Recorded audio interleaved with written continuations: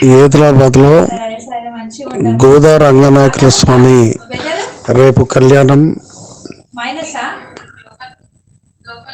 ఈ మాసం మొత్తం మహిళలకు పవిత్రమైనటువంటి నెల. పోయిన నెల నుండి మహిళా సోదరుమణులు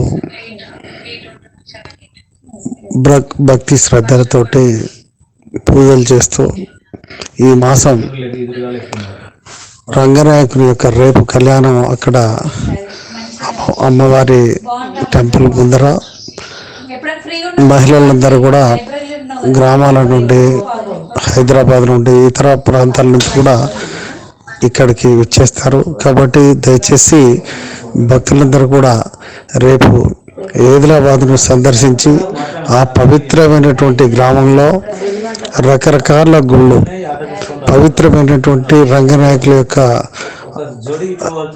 చెరువు, హైదరాబాద్లో పవిత్రమైనటువంటి రైతాంగానికి సంబంధించిన చెరువు, పాడి పంటలతో వర్ధిల్లేటువంటి ఈ గ్రామంలో పుట్టిన ప్రతి ఒక్కరు కూడా ఆనాడు గవర్నర్ సత్యనారాయణ రెడ్డి గారు ఇక్కడే చదువుకొని గవర్నర్ అయినాడు. ఒక ఎమ్మెల్యే ఈ గ్రామంలో పుట్టి కాలేరు వెంకటేష్ ఎమ్మెల్యేగా అయినాడు.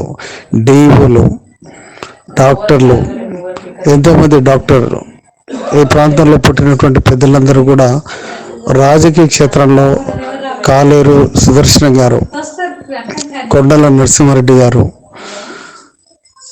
గాయర్ మల్లాజీ గారు, చీకోటి భిక్షపతి గారు, ఇలాంటి పవిత్రమైనటువంటి వ్యక్తులు పుట్టి పవిత్రమైనటువంటి ఈ స్థలంలో జన్మించిన అందరూ కూడా నిజంగా ఈ గ్రామం ఒక పుణ్యం చేసుకున్నది.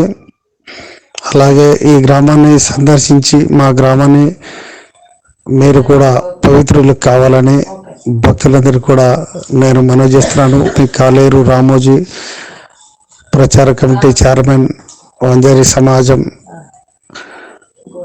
హైదరాబాద్ తార్నాక మరియు భారతీయ జనతా పార్టీ ఈ గ్రామంలో పుట్టి ఈ గ్రామంలో పెరిగి ఇక్కడే ఉంటూ సంఘం నుండి భారతీయ జనతా పార్టీకి పనిచేస్తూ ధర్మం కోసం పనిచేస్తున్నాం. దేవాలయాలు కానీ ఈ ప్రాంతంలో ఉన్నటువంటి చెరువును కానీ సందర్శించాలని కోరుతున్నాను. అందరికీ భారత్ మాతాకి జై, జై శ్రీరామ్, జై బలో రంగనాయకుల స్వామికి జై.